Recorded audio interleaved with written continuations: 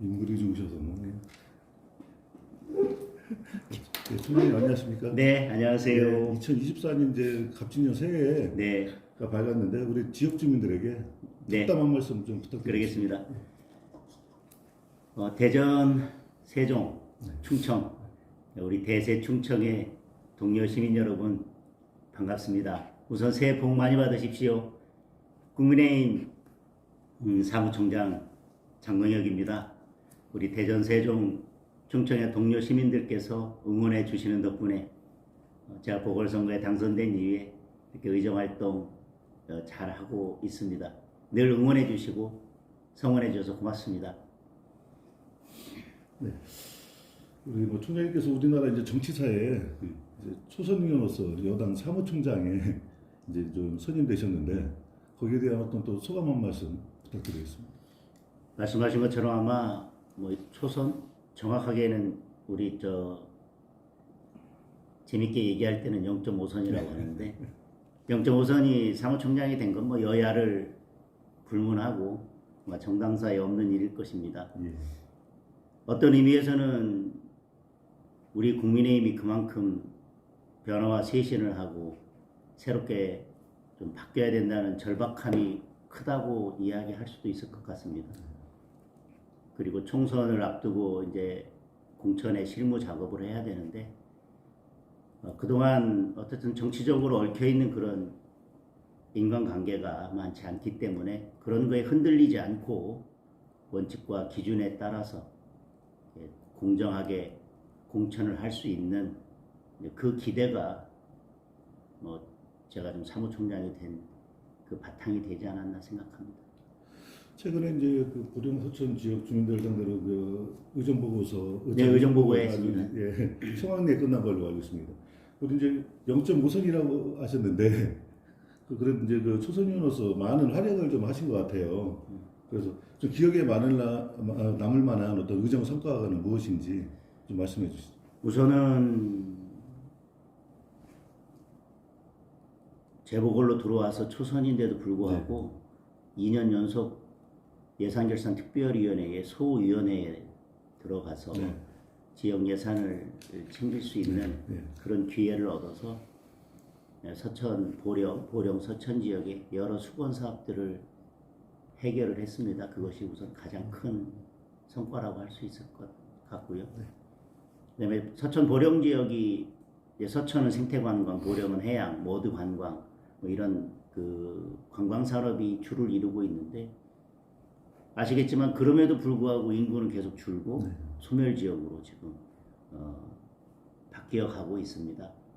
그래서 우리가 지금 여러 그건 이건 보령 서천만의 문제가 아니라 대한민국의 문제이기도 하고 전 세계적인 문제라서 정주 인구 자체를 늘릴 수는 없지만 유동 인구 근데 잠깐 왔다 머무는 게 아니라 뭐 일주일 한 달씩 머물 수 있는 그런 인구 생활 인구를 늘릴 수 있다면 또 서천 보령 서천이 경제에서도 여러 가지 면에서 활력을 찾을 수 있을 것 같아서 워케이션 즉 보령 서천에 와서 뭐 일주일이든 2주든 한 달이든 일하면서 쉬면서 거기서 생활하면서 이렇게 지낼 수 있는 워케이션을 활성화하기 위한 관광진흥법을 발의해서 개정안을 발의해서 통과시켰고요.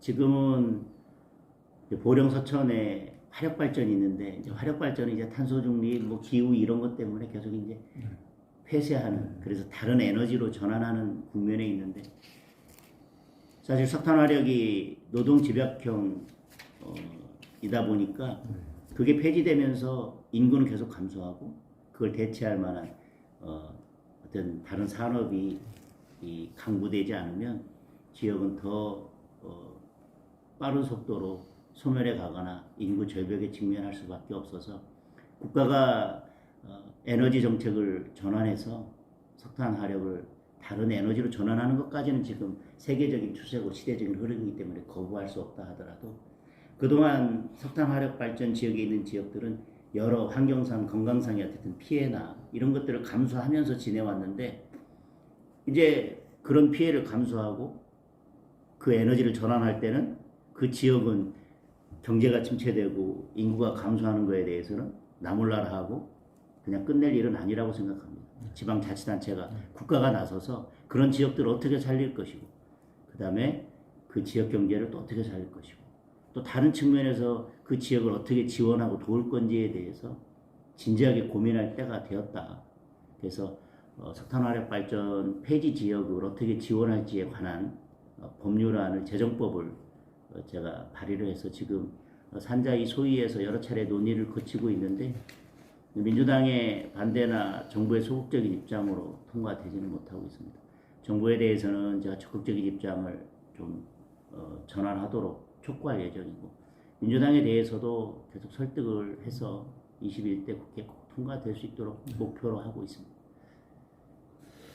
그 이제 지역 현황적인 이제 특히 보령 서천은 또 어업인들이 많이 있습니다. 네, 네. 한때 또 후쿠시마 오염수로 인해서 네. 적지 않은 좀 타격을 좀 입었는데 네.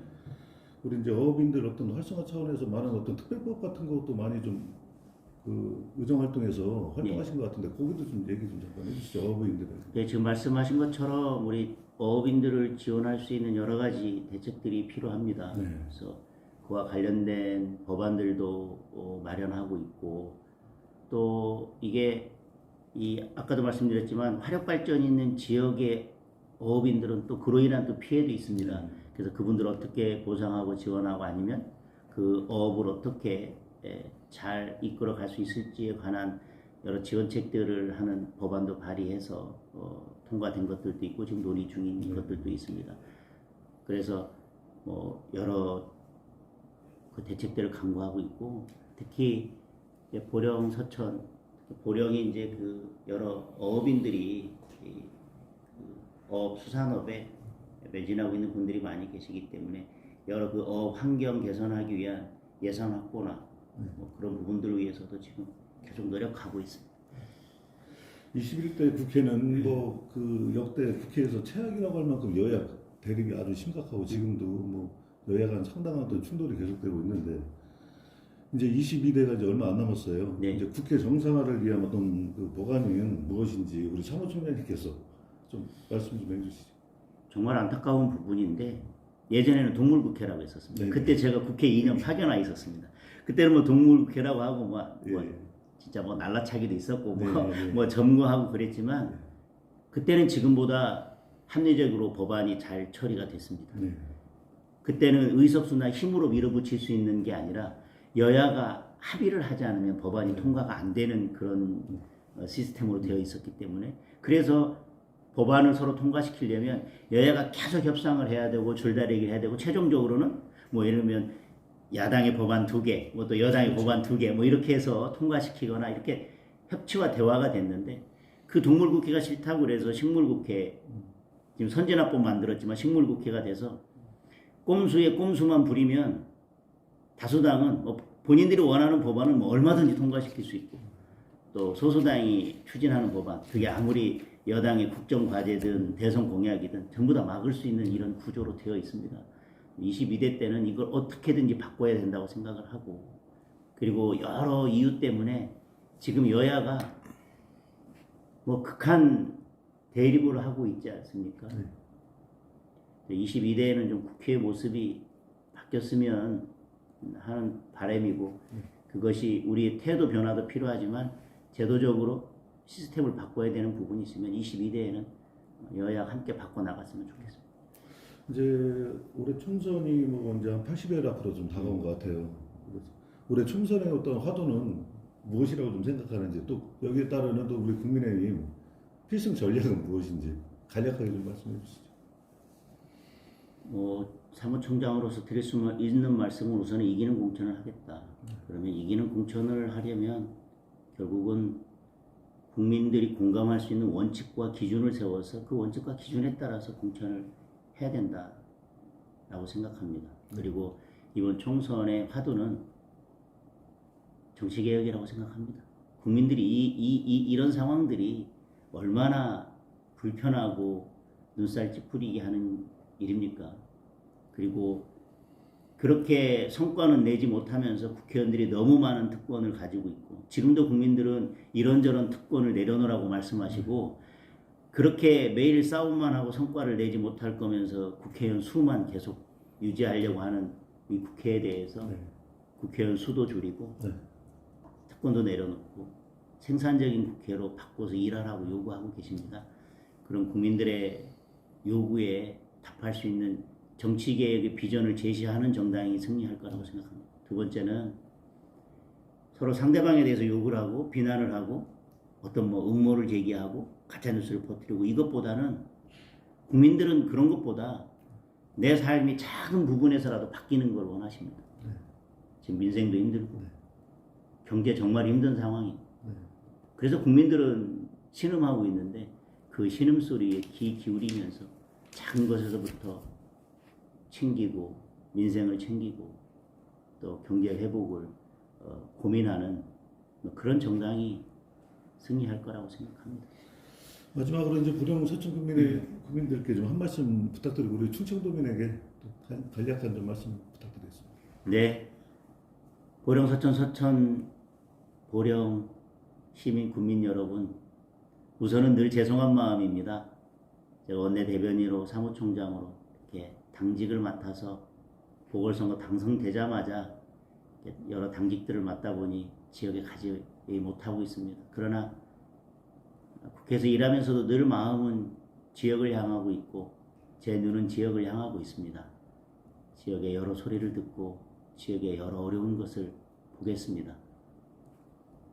국회에서 열심히 일하면서 지역의 부족한 것들, 지역의 어려운 것들을 채우고 해소하도록 노력하겠습니다. 제 빈자리는 우리 시민, 국민 여러분의 따뜻한 마음으로 채워주셨으면 좋겠습니다. 그리고 대세 충청의 동료 시민 여러분, 대전, 세종, 충청의 우리 충청인들은 국가가 어려움에 처했을 때 분연히 일어섰습니다. 우리가 주저앉지 않았습니다. 지금 대한민국이 어려운 시기입니다. 대한민국의 미래를 위해서 이번 총선에서 올바른 결정을 해 주셔야 됩니다. 대한민국의 미래를 위해서 충청인들이 일어서 주셨으면 좋겠습니다.